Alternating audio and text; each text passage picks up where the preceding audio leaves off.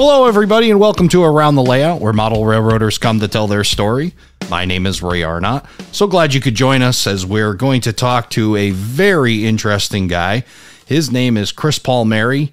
He's from the Dallas-Fort Worth area in Texas, and really excited to talk to him about a whole bunch of topics here, but specifically freelance railroads. So we'll get right to it. Chris, welcome to the show. Ray, thanks for the invite. I really appreciate it. Yeah, we've been chatting for a little bit here, trying to, set up some time to get together and talk. And, through that, we got some of your home shops cars, and we're going to talk a little bit about that later. And then I've just been really excited. And I'll be honest, I was doing some pre-show stuff, and I'll tell you right off the bat, you are a man that certainly does not lack imagination. So you've got a lot of stuff going on, and really talk about the world of freelance railroads, as I mentioned, something that you have really taken to just an amazing level. So looking forward to talking about that. But I want to get to know you a little bit more and find out how you got started. So what was your start in the model railroading world? Well, I suppose that started in November 6, 1975, when I was born, because my parents were rail friends, model railroaders, and my uncles, and I was just surrounded by an interest in both prototype rail fanning and model railroading. My father, we grew up in New Orleans. He was a member of the Crescent City Model Railroad Club, and he had a couple freelance railroads of his own. The Crescent Lines was the freelance railroad of the Railroad Club, and it's just something I've always been exposed to since a very, very young age. So you said your parents. So did your mom have an involvement in the model railroading? She did not model as much, but she was always there when we went rail fanning, and she held the Super 8 video camera and was taking pictures of trains, and my dad was photographing and I was photographing. So she was part of that environment. Wow, that is super cool to have, both parents involved. So that's great. So it was some rail fanning, and then you said the Crescent City and whatnot. Did he have a home, or did your family have a home layout, or was it pretty much the club in your involvement there? We had a home layout in a spare bedroom for about 5 years until my little brother was born, and then that disappeared. So the little brother comes, you take the layout down, so because you got to have, I guess he's got to have a room. And what did something get you back into it at some point with having your own layout, or was it really just being active in the club? Well, it was, back in that era, my dad had a freelance railroad, and I'm just a kid, and I wanted to do the same thing. So yeah. I actually created, without the depth of thought that I have now, the freelance railroad that is the Texas and Great Northern. That name, the first piece of equipment I have, was an Athearn Blue Box SD40-2, and we had champ decals made for it. And it was just kind of a novelty as a kid. I just wanted to be like, my dad and my uncles, and just to have something of my own. And of course, that was very short-lived. As I developed an interest more in the hobby, I became a Santa Fe fan and a Santa Fe modeler, and the whole freelance thing was on the back burner. Sure. For many, many years. And then career-wise, professionally, I decided that I was not interested in modeling the Santa Fe at all. Didn't model at all once I got my full-time day job. And I don't know, probably 2015 or so, I decided that I did want to get back into the hobby. And I did want to model, and I thought that the best outlet for me would be to go the freelance route, because it would give me the freedom of modeling in a railroad as I would run one and as I would want one to appear if it were my own. And that's what I did. So I reached back to my childhood and grabbed that name, Texas and Great Northern, or that same freelance railroad. But I completely redeveloped the concept of what it was, because now I had, life experience to add to the story.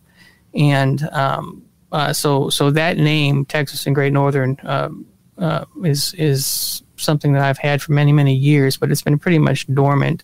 2015, I decided to get back into it. I made the decision, I want to go the freelance route.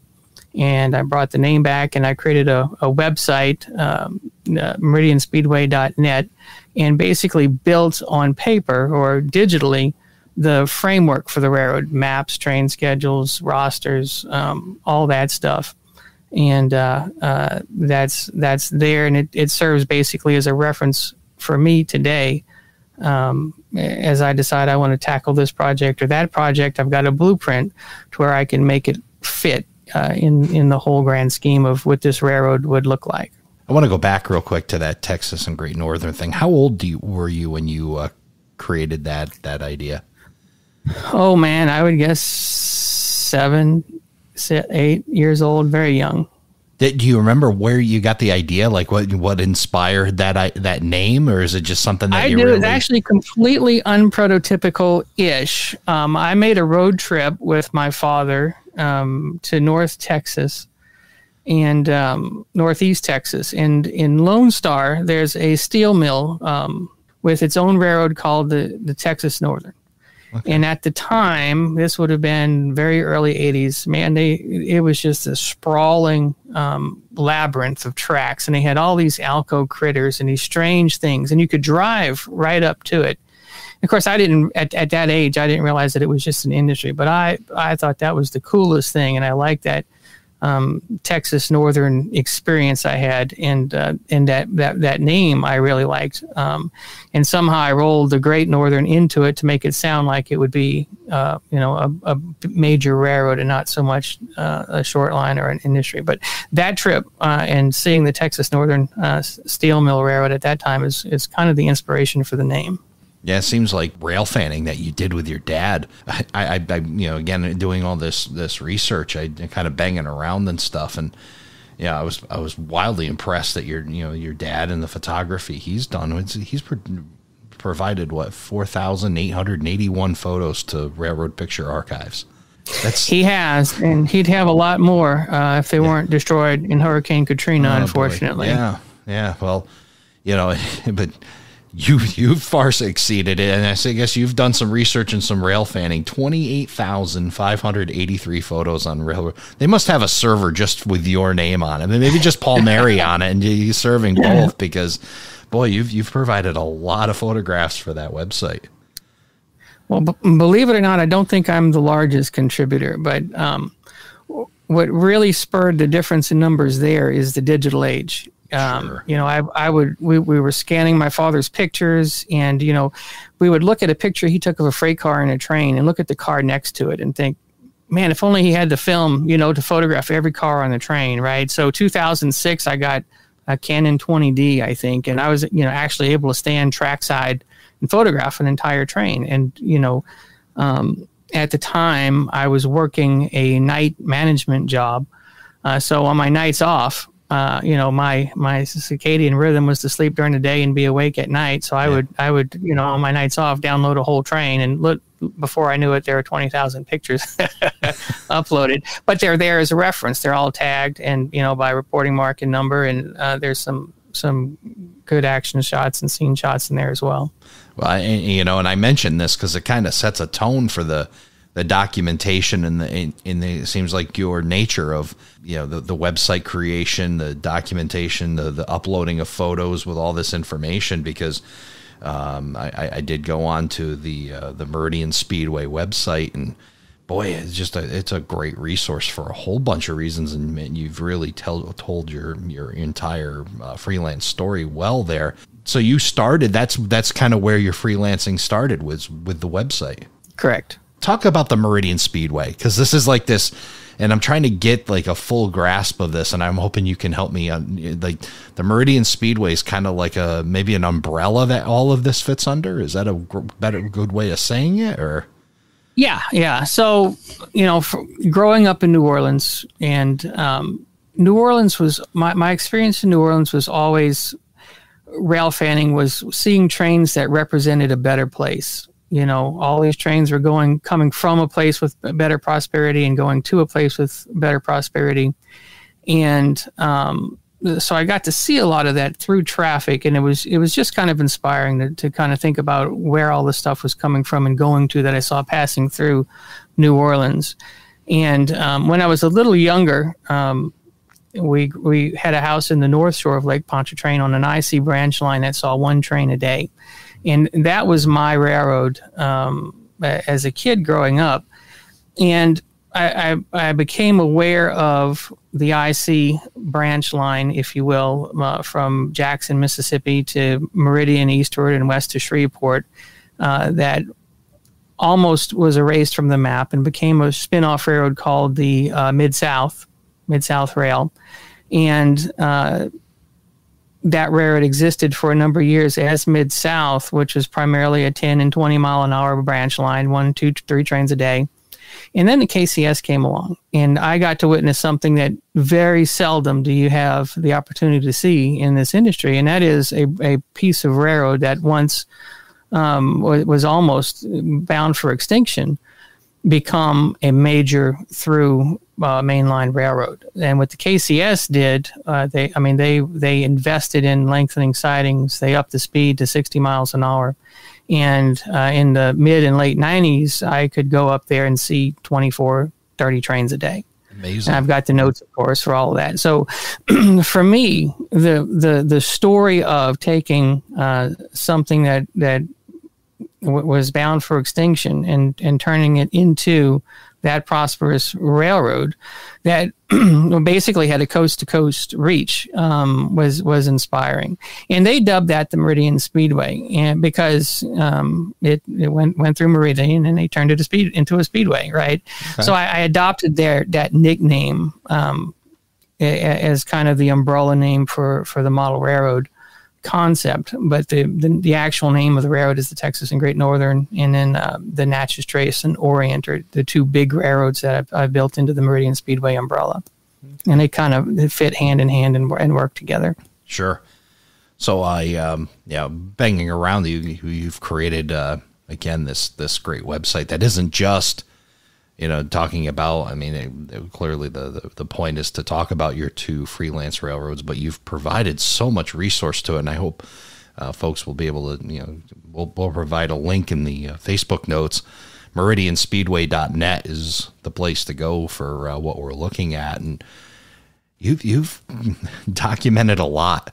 I'm wildly impressed by it. Just, it's not just a kind of a yellow pages listing. This has just got a lot of content on here as you lay out your entire freelance railroad and a whole bunch of other things here. So when did this actually start to become kind of more reality? You've got this website, you've put some information into it, you started to build this on paper, but when did it actually start to become a real railroad? Well, believe it or not, I actually don't have a built layout right now, but it becomes more real with every locomotive and every freight car that I actually paint. Sure. And I'm actually, able to take it to this person's railroad and photograph it, or that person's railroad and photograph it.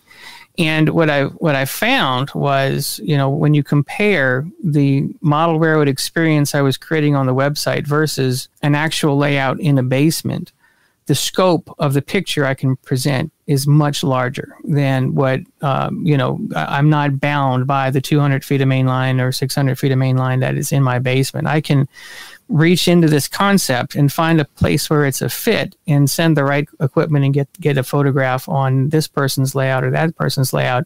And then as you visit the site, you get a much broader feel for the overall scope of what the railroad is. And I've been enjoying that. And, through that, I've discovered a lot of other freelance model railroads. It's kind of fun to tie together my story with other stories, and you create this whole world of you could actually stand on the Meridian Speedway and watch a train that comes through with V&O power, or watch a train that comes through with Kansas Pacific power, or watch a train that has Arkansas Valley cars on it. And here's the story behind why that would exist on this particular railroad. And that has opened up a lot of relationships and friendships with other freelance model railroaders.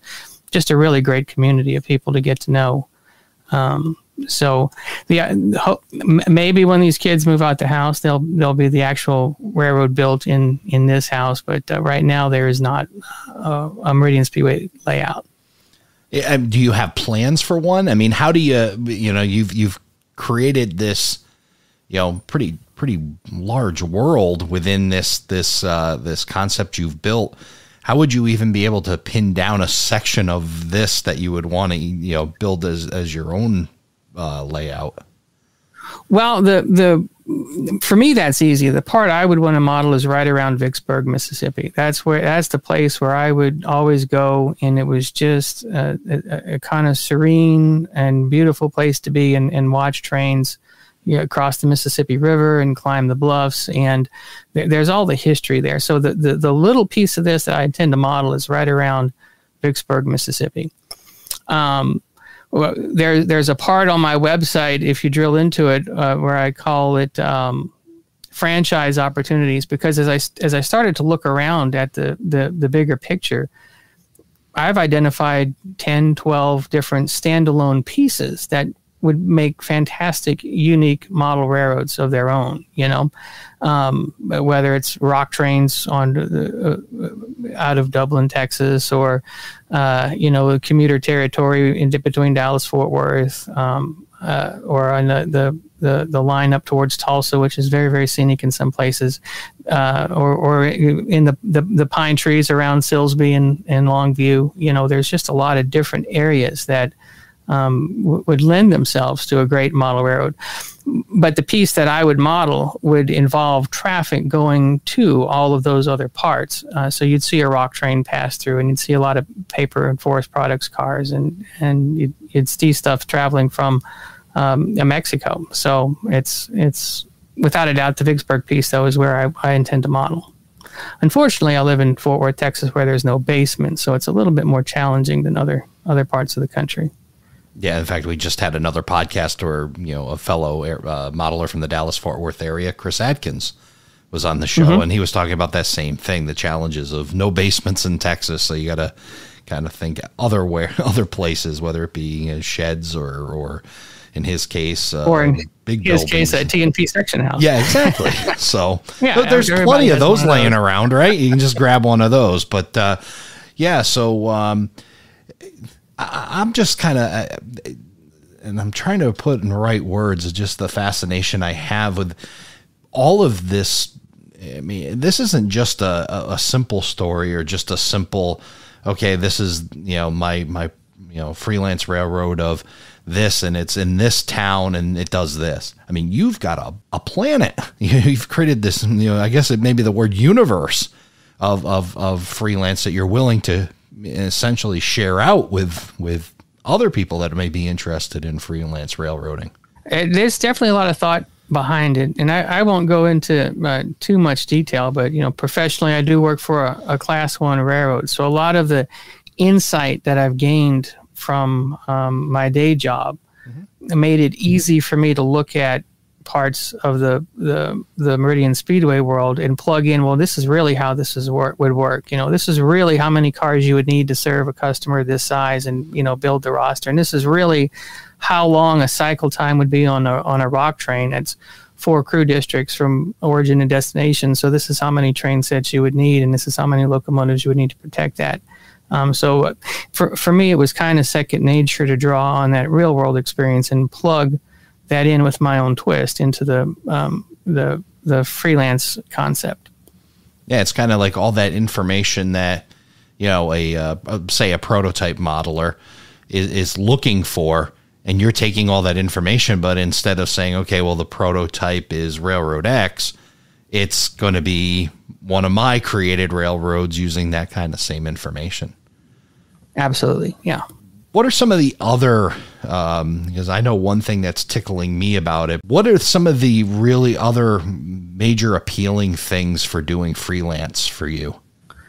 Well, let me think about that question for just a second. The biggest thing that freelance railroading checks for me is I don't have to get bogged down in the minutia of, is this exactly the way that this little bitty detail was? What I'm mostly interested in is creating an experience that feels real and an experience that's exciting because it's not something that you get to see somewhere else. I mean, there are a number of first class Santa Fe model layouts that you could go see, and they may all have a model of Santa Fe GP40X 3805 on it, right? Sure. And which is great, and there's a lot of great BNSF layouts and UP layouts. And what I really like about this is, number one, it's different. Nobody's going to come into this world, whether it's the website or a layout when I get it built or photographs that I have made, and say, well, this is something I've seen a million times before. So I really like that, and I get it unlocks the creativity box. I get to take the best aspects of various real railroads, things that have impressed me about just different things, and put it all together into this world. And hopefully the final show is something that people enjoy watching. So it's kind of like a cake and eat it too kind of thing, isn't it? Like something like that. Yeah. So yeah. And the other part of, what I got out of that is it kind of, it knocks down the rivet counting a little bit, down to a little bit. Yeah, you can create. I mean, you got to make something that seems sellable. You got to sell your story, but ultimately it's, what you create, and it's not necessarily comparable to something else. So. Absolutely. Nobody's going to look at, this Texas and Great Northern C40 and say, that one had this sander, painted yellow. Yeah. Right. Yeah. Right. You kind of lose that. So I get to focus more on the big picture and the operating picture, and creating an operating scheme that is unique. Yeah, definitely that rivet counting aspect kind of goes away, and instead you can just focus on what you feel, and then create a story for it. And does it seem like your story is evolving, or have you pretty much locked that down, or is that something that continues to grow? I think I've locked it down-ish, because my personal preference is to model 1996 for a lot of reasons, and I think I've really developed that story up to 1996. Beyond that, I could probably run with the storyline and do some creative things, but it's pretty well established, at least in my mind, and on the website it is.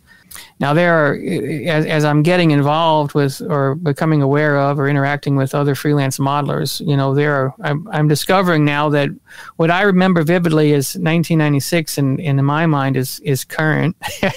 I'm discovering that there are people modeling the 2010s and the 2020s, and they don't even remember, or didn't even know railroading in 1996. They didn't remember the post or the pre-graffiti era and the pre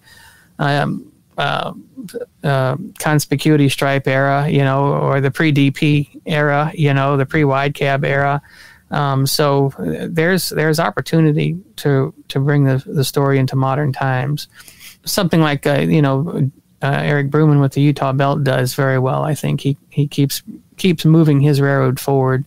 As you started to, I'm kind of bouncing around a little bit here, but as you entered this freelance world and you started talking about meeting other freelancers, how did you end up networking with them?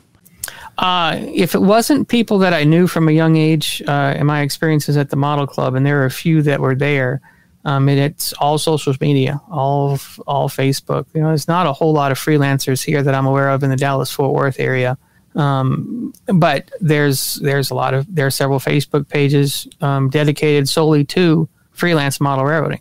And, once I became aware of those and joined those and got to look around and see what other people are doing, it kind of opened my eyes to, hey, this really is a viable niche in the hobby. And there's some of it on there. You look around and you scratch your head and you think, I'm not sure what that's all about. But then there's other things you would look at, or I would look at, and think, that's really cool. I want to learn more about this or that or the other. And either you PM somebody, and they're either very responsive and want to chat, and some people are a little more private. But social media is how I've networked with these people primarily.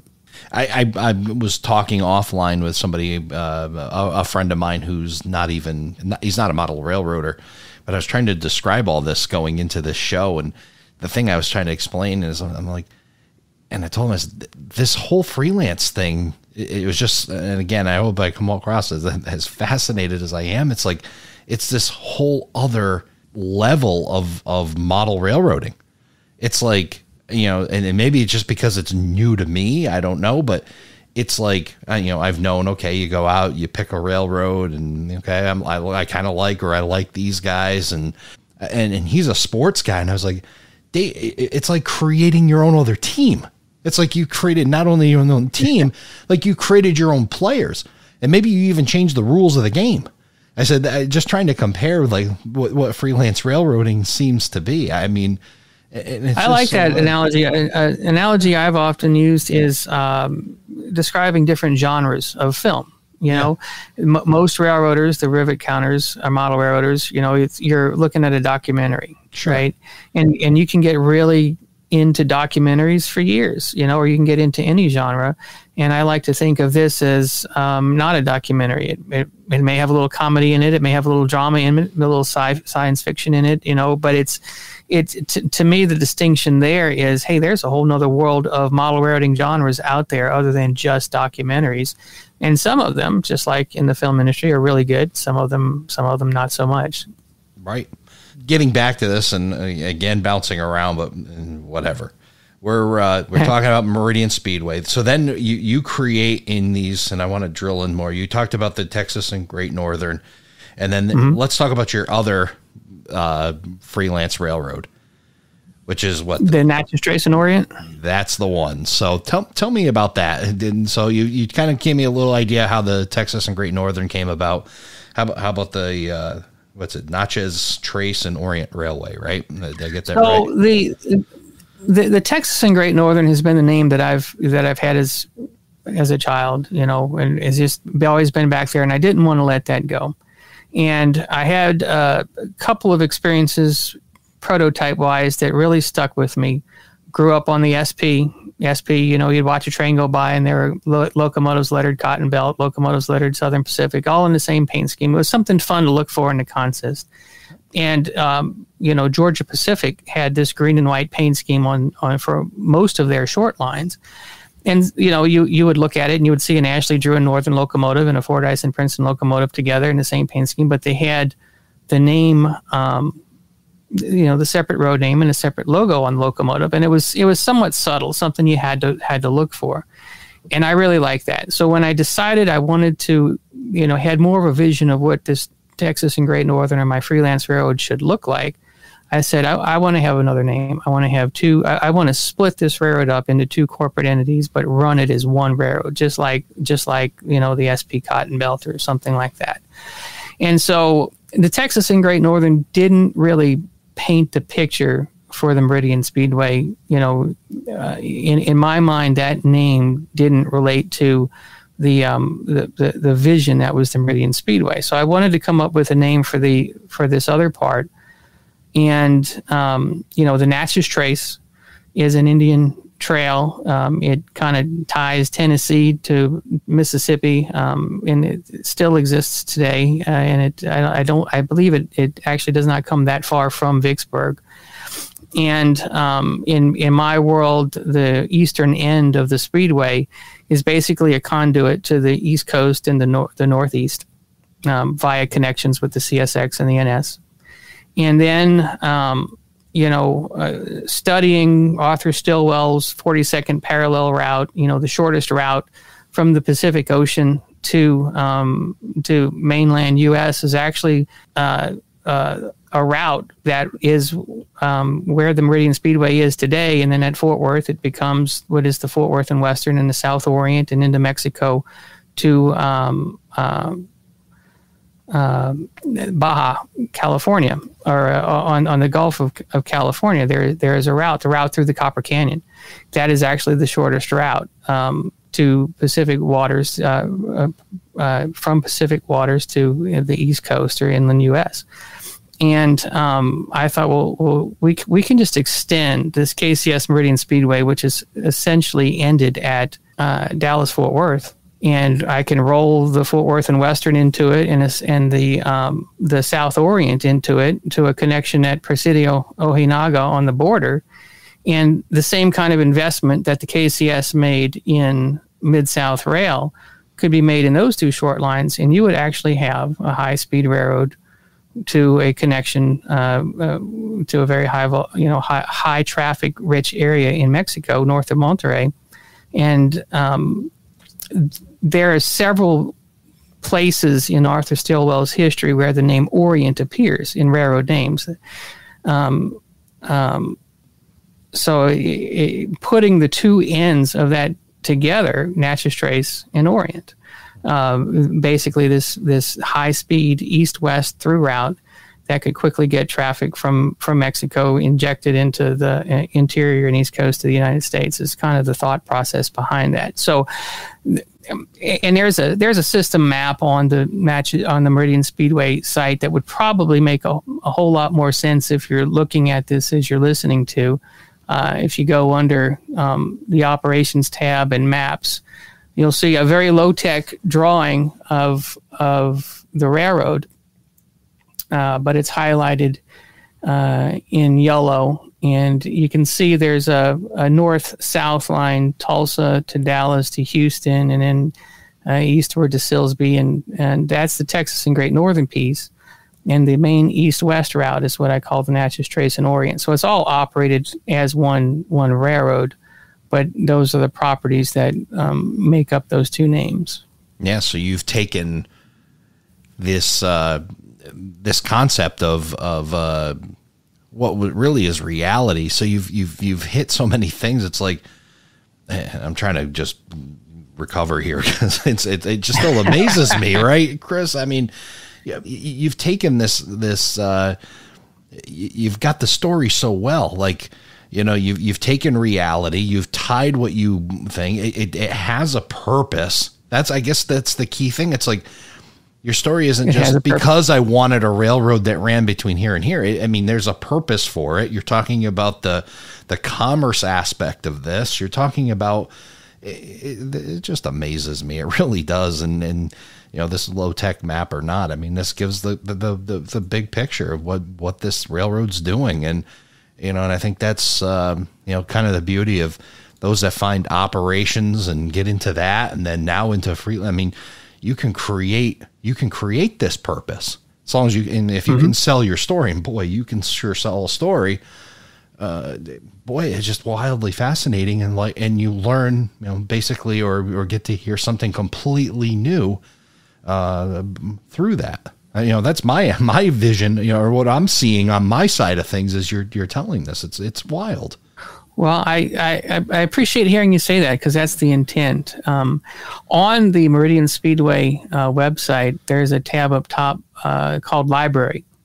And I've accumulated a number of essays written by various authors, and a number of them I solicited or asked people to write because they were the documentation for the history that I was rolling into this concept. And there's one essay there called The Completion of the KCP&G, A Centennial History by Lowell McManus. And it's all about Arthur Stilwell's vision for this shortest route to the Pacific Ocean, and what he did with the KCS and his efforts to try to make that a reality. And this is kind of 120 years later, the second chapter of that vision and that dream. So if you're perusing the website, take a look at the library on meridianspeedway.net and take a look at some of the essays that are there. Those are selected for very specific reasons. So I'd say that's another box that this is kind of checking for you, isn't it? The history side of this and being able to continue history. Yeah, absolutely. The other thing too, and I'll tell you what freelance is kind of tickled with me, just seeing this, and this kind of rolls into what you're doing, with home shops. I'm a amateur, not so good, but have fun logo creator. And it seems like, when you start to create this, not only do you have the written story, but now you can kind of create your own stuff, your own logo, your own name, your own marketing of sorts for a model railroad. And it seems like you've done that with that. And then you've got these others that have joined you in this home shops, things that have pretty much done the same. A very large part of the freelance world is branding. Absolutely. You hit the nail on the head, because, if you want somebody to come away from the experience with a vision of what the company is or what the railroad is, you've got to have a brand and an identity. And I think that's the hardest part for a lot of people to actually launch their freelance ideas. There's a lot of folks who would like to do a freelance railroad, but they struggle with what would a logo look like? What would the locomotives look like? And then it just becomes easy to throw some UP motors on your railroad and call it done, right? So, and for mine, the branding is the green and white locomotives, and I stole that from the Georgia Pacific Railroads. I modified it a little bit, but I did it for a reason, because it fits into the story, and it is personal for me because of a lot of experiences I had in my high school years and college years on those short lines, and the branding is a big deal. What makes a good logo? What makes some good branding? If you're somebody that's thinking about a freelance railroad, what are some of the things to consider when putting that together? Well, I'd imagine different people would have different rules. But for me, number one, when you look at it, your mind's eye says either that looks like a corporate logo or that doesn't, and your mind's eye doesn't overthink it. But if you have to struggle to look at a logo to see where are the letters, what is it? I've seen people put letters on top of a shape that don't contrast. No corporate branding marketing team would ever allow that.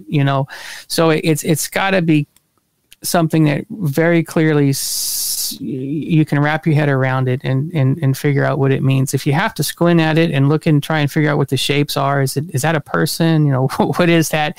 It's probably a bad idea.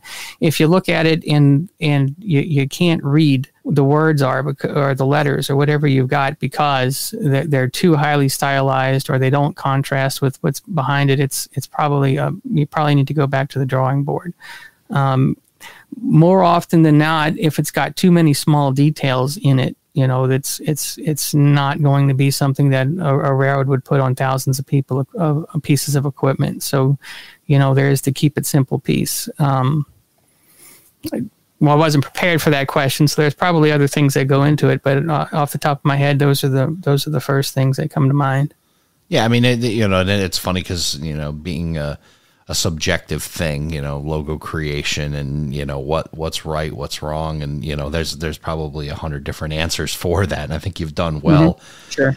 Sure. Somebody that may be considering doing a freelance railroad, some of those things like that, creating a scheme, creating a logo, I mean, those are all big pieces of it, and then creating the story like you talked about, not just, here to there, but what does it actually do? What is its purpose? What is this railroad?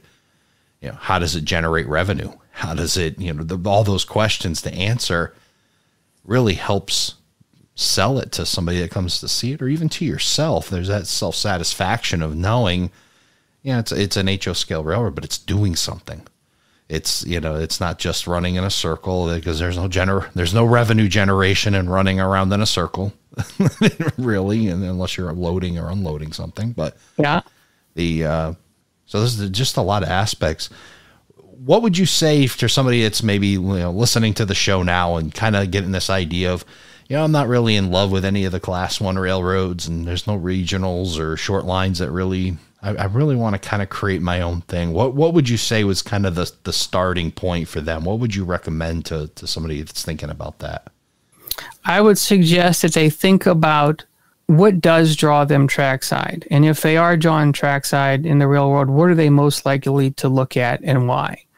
And those things are going to be what interests you, and figure out how to roll that into your freelance concept that you build. If you like to go trackside and see commuter trains, we'll do a freelance commuter operation. If intermodal trains are your thing, try to get that into your story. If you want, if you gravitate towards a short line railroad when you're on your days off, well maybe that's what you want to build, because you want it to be as interesting to you as possible. So you don't have to become a big Class 1. Think about what interests you trackside, or, with the model railroads that you have visited, think about, which ones would you want to go back to and why, and build that into your freelance story. As you're saying that and you're answering my question there, I'm thinking, and I hope this comes out right, that it seems like what I would have thought before talking to you and reading this, and then that maybe the, freelance was more complete fantasy, prototype was, as you said, the documentary. But boy, I'm really starting to learn that maybe the freelance world, you guys, at least with your story, it's even deeper than maybe somebody that's following just a prototype, because the story is kind of already written in the prototype. You've got to do even more research and take it even a deeper level to build a story that's sellable in the freelance world. Am I grasping that? Yeah. Being an author has some satisfaction in it. So when you write your railroad's own story, you have ownership in it from ground zero. And any good author is going to write a book that's going to sell. So they do their research and write their book, and that's essentially what a freelance railroad is. You mentioned briefly home shops, and the depth of these stories and the newness. I guess about a month ago, I was at the St. Louis RPM, and a number of people, probably 6 people independently, came up and said, "Hey, are you going to do something for the Ohio Southern, Jim Hediger's railroad?" Didn't know the man, didn't know much about it. It doesn't have much of a social media presence.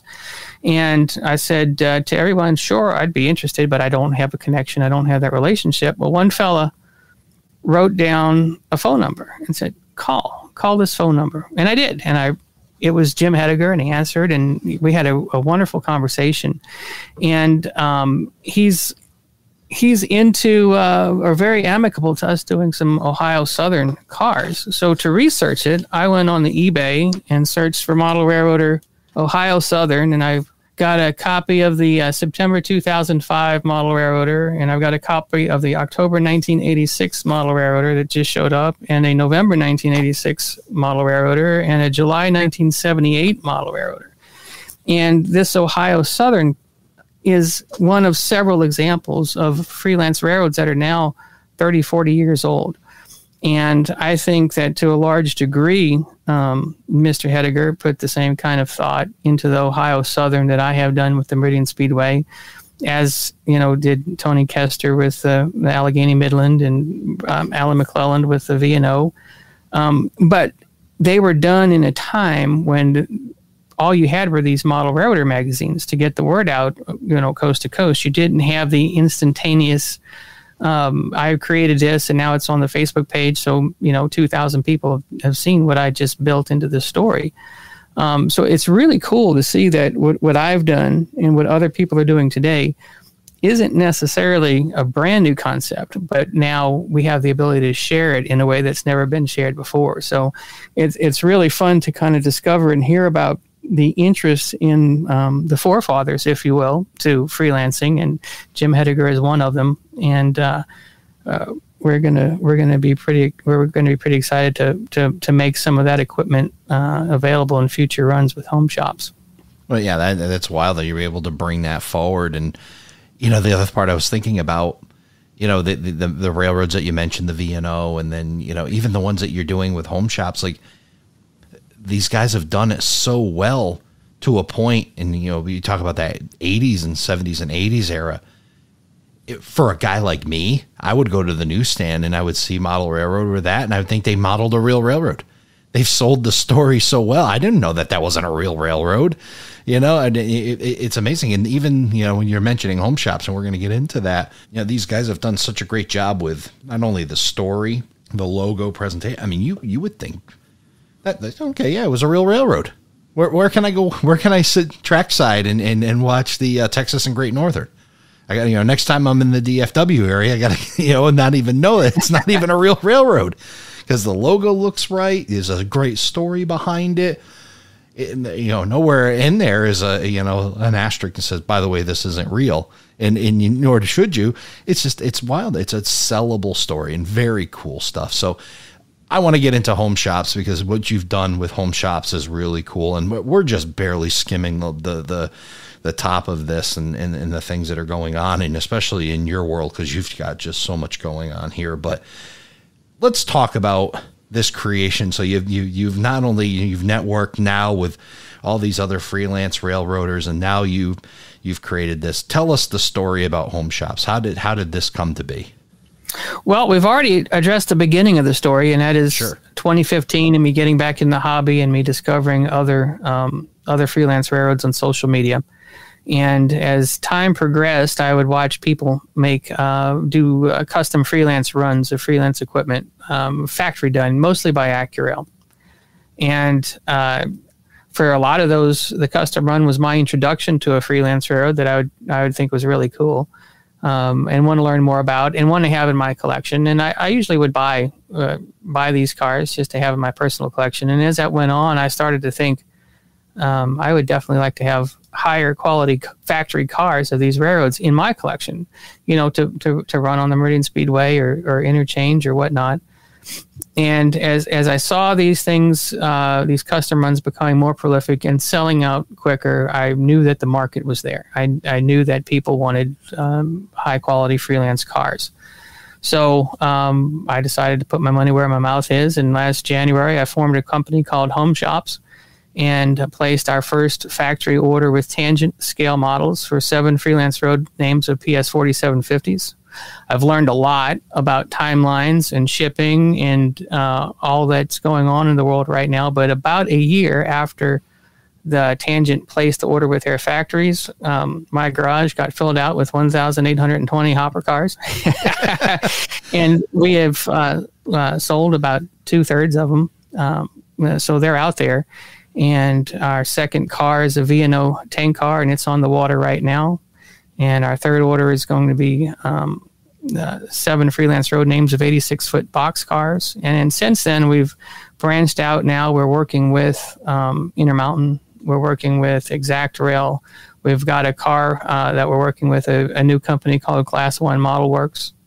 And we've got a 5th manufacturer that we're talking to right now. So the goal is to have enough irons in the fire that with all the irregularities of any one company's timing, we'll always have another next project on the water, something coming in. So the 5-year plan is to get to where every month or 2 months we've got a new product coming in. And it's all freelance. That's our niche. We're just gonna focus on that. I get a lot of questions. When are you going to do a Missouri Pacific this or a TNP that? And while there's definitely room for that, that's what the manufacturers are focusing on. So we're gonna try and stick to the mission that is exploring this niche that I think has been ignored by the manufacturers. And so far, the indicators are that it's there and they're hungry for it. So. That's in a nutshell how Home Shops started. It was basically my interest in freelance, my desire for factory painted freelance cars. If you wanted a freelance car for somebody else's railroad, you had to have either them paint one for you, that road owner. And usually they've got most road owners have a years long backlog of their own projects that they've got to do. So they're not going to wedge into that schedule the time to custom paint a car for you, even if you pay them fair value for it, for their time and everything. Or you had to have decals made and make it yourself, which is time that you could spend on your a project for your own railroad. So most people just weren't doing that. And I think this now takes care of that piece. If you want to freelance and you want to instantly create this vision, this appearance of a realistic freelance world, well, you want to have other freelance cars running around in your trains, right? So that it's not, all UP and NS box cars with my freelance power. It's, here is these other freelance railroads that could plausibly connect in some way to this railroad. And, so people, I think, have been hungry for that for a long time, and especially freelancers. Yeah, for sure. So this is filling that void, I believe.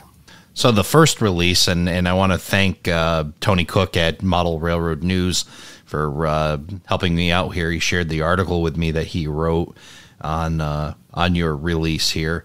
The first one, the PS2 4750s, 7 road names that you released. 2 of them are, one of them is your creation, right? I think you have 2 of them are mine. The Texas and Great Northern is there, and the Gulf and Ship Island is. Oh, okay. That's a third one we didn't talk about. Well, it's rolled in. So we talked about the Mid-South piece, and a very small part of the Mid-South which became the KCS, is the line from Jackson, Mississippi to Gulfport. And that was historically from 1875 to 1926 was a standalone railroad called the Gulf and Ship Island. Okay. And that name disappeared about 1926 when it got rolled into the Illinois Central. But to this day, if you go to Gulfport, Mississippi, there's an office building that says Gulf and Ship Island Railroad on the top, on the very top of it.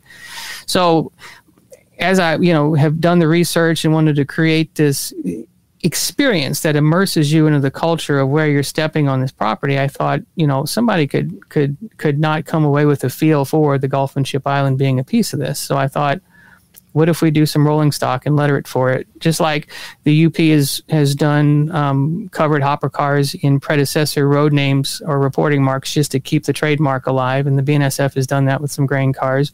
Yeah. What if we painted some grain cars and we used the actual Gulf and Ship Island steering wheel logo that was on rolling stock in the 1920s, and we put it on a PS 4750. So that those cars would be part of the Texas and Great Northern or the Meridian Speedway fleet, but it's to bring that name to life.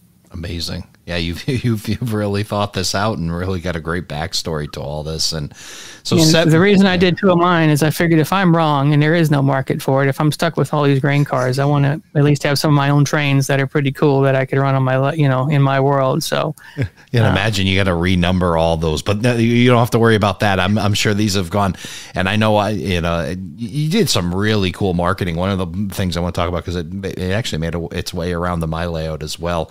When you were, at what point did you start the ambassador fleet and start sending that out? Tell that, because that was a really cool marketing idea. I did that almost right away. I think any time you start a new business or a venture, you have butterflies in your stomach. Is this a big financial mistake? But the timeline is so long here. I couldn't get any instant verification that, hey, people really are going to want Arkansas Valley PS 4750s, that there really is enough to buy, 260 of those, because that's what this order is 260 of each of the road names. And I thought, I'm doing myself a disservice if my target market, the first time they see these cars is when they show up. Mm-hmm. So, through the artwork process, developing the artwork with Tangent that they were going to use, we had vector ready artwork, and it was very easy to make decals for the same cars that are very similar. They're not exact, but they're very similar. Sure. So I decided, let's go ahead and get cars painted in all these road names and send them around. I reached into the professional railroader, sending, launching freight cars across the country is what I do, right? So, sending some smaller ones all around the country. I was the waybill agent there for these cars, this ambassador fleet. It was kind of fun, Yeah. And let's generate images to put on social media.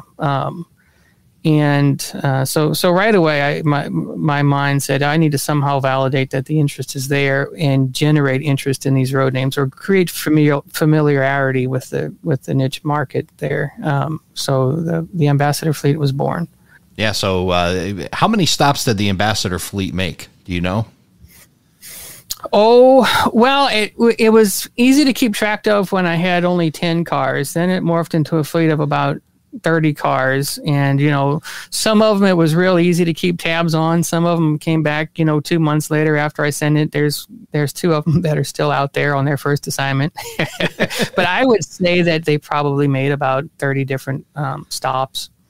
Yeah, visited 30 different railroads, if you will. Yeah, so I know that mine, when the West Falls Northern car made its stop, but two of them made their stop on my switching layout. They were routed through it was routed down the Providence and Worcester main line down in Sebastian, Florida, Don Iris, and then it got up to Mark Herrick. And then Mark, it was just as simple as handing them to me, and then I took them over here, so they went through the Montana division. And then they went over to the P&W and NECR Interchange Railroad, and we took some pictures of them as they quickly passed by on their way through to the next stop. So very cool concept where everybody got to kind of get a look at these, got to put them on their railroad, get some pictures, not only share out, yours, but they got to share out their railroads. And, you know, you kind of just built a neat networking, not only to promote, but promoted a whole bunch of other railroads as well. You know, guys got all these layouts.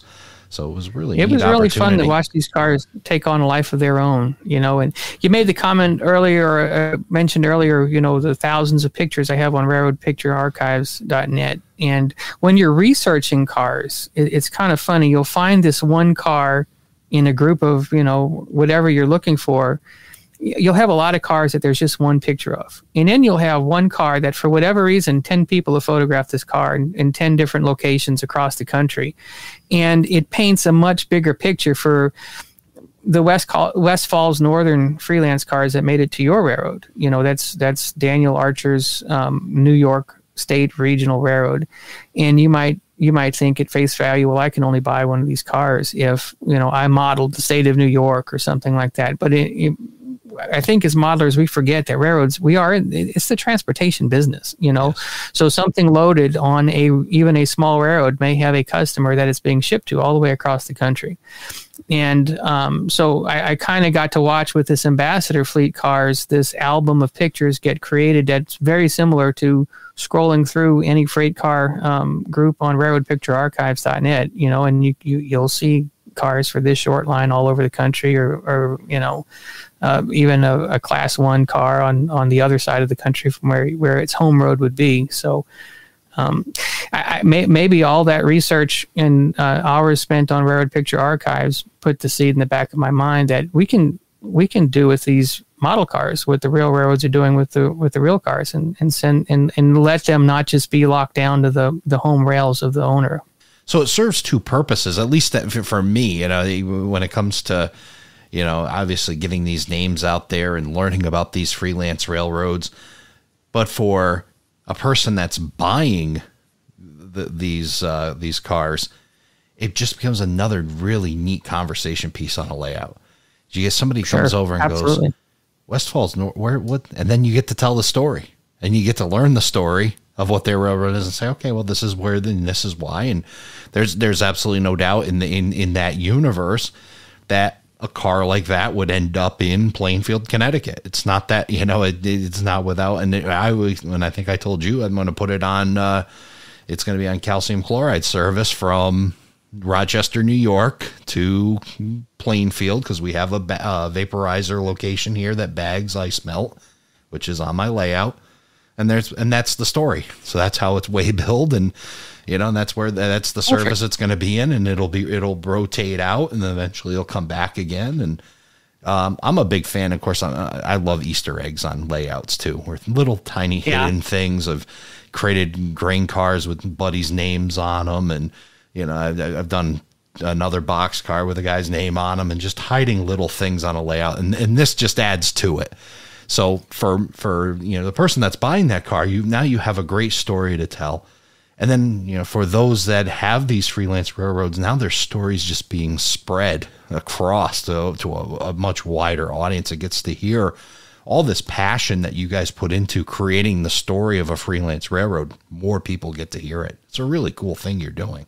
I appreciate hearing that, and it's really fun to watch. You know, sometimes I think about, you know, when we're in our infancy right now, and I think about, you know, these roads for the first time in the first run are getting their first real exposure.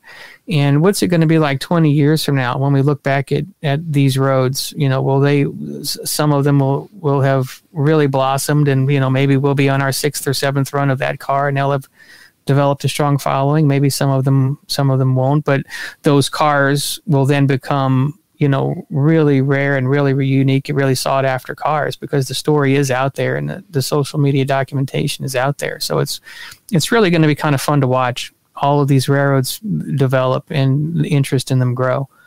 Absolutely. And another thing that must be fun for you to see, you know, as you were part of the art and creating these cars.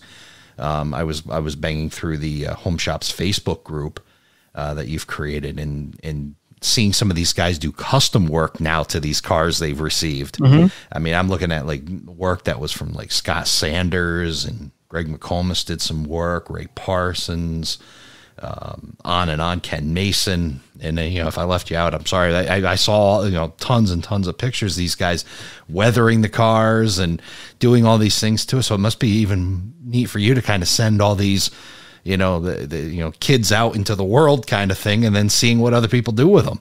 And it's really, really cool. I had a kind of a fun moment. We had the second annual Red River RPM here in Fort Worth, and Dan Kohlberg showed up. He's in the St. Louis area-ish, I guess, and he has his own IC Railroad decal company, and he also works for Tangent and does their artwork. So he's the guy that I bounced a lot of messages back and forth with as we ironed out the final artwork. And at this RPM, somebody had two of my cars weathered and painted and patched out for a Kyle and a K&O short line. And I watched Dan Kohlberg. He walked by and he did a double take, and he looked at the table, and he just kind of got a big grin on his face and smiled, and he says, "Oh my God, they're already patched." They didn't take long. And I thought, yeah, each one of these cars is going to take on its own life, but why not? Because there's all these regional and short line and even larger railroads like, the KCS-TFM has a rather extensive grain fleet, and it's all secondhand patched cars. If you look closely at a KCS grain train, you're going to see all kinds of gems patched in there. So why wouldn't one of these cars or a bunch of these cars end up, patched for a future railroad? So that was kind of fun to see Dan Kohlberg. We've established this business relationship with, and he just kind of grinned, a big old smile on his face, and said, "Oh my God, they're already patched." That's that. Yeah, it didn't take long at all for sure. And no. But it really did not. And the fellow who did it did a really good job. I mean, they were gorgeous cars. I think Kyle Moody did them, and they're also on the Home Shop's Facebook page. If you search for them, they look really good. Yeah, we're going to definitely share all these links. The Meridian Speedway, I'll get that link up there. We'll get the link to the Facebook group and then to Home Shop's website as well, because you definitely want to get your hands on some of these cars and get them apart.